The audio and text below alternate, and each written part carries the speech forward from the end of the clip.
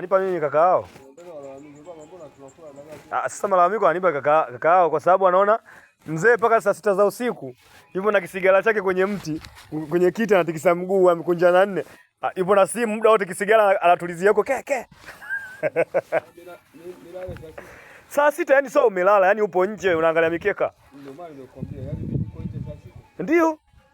Sasa yule dogo Adija sekaniambia. Kutegemea nini? Kutegemea. Sinde kubeti, Mwindi unamwangalia Mwindi. Mwindi unabeti mechi 15, unatoka 14. Kwenye milioni 2 anakurudishia 2300, unakwambia hii tumekupoza machungu. Ndio, tumekupeza machungu.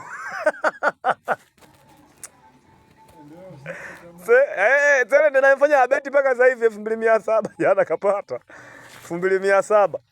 Tuanze tunakupoza machungu. Yaani walitakiwa kwamba umebeti mkeka wa milioni, wakupoze machungu wanakupa 15,000. Nasema hapo sawa. 10,000 natoa 5,000 nabetia. Eti wewe 300,000 kwa 2,500 kweli jamani? Mwanangu ana dhambi.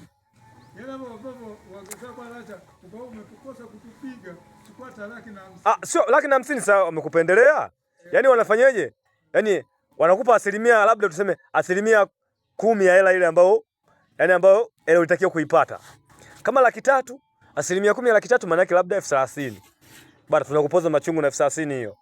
Ili kesho upate hamasa. Hapo angekuwa anafurahisha. Au betika. Betika shamba na. Betika sana. Umeona bwana amebeti. Ambeti usiju kwa shilingi 700 kwenye 300,000 maana kakosa timu moja. Wamempa 2,400. Sema wao si odds si wanaangalaga odds wale. Wamempa ulizochukua. Sasa kama makubwa. Ndio waanze kwa pointi zao zikifika. Anaangalaga odds na hela ulioweka. Wana pointi zao wale. Sio kama wajidolea tu geolela hela. Wana pointi zao.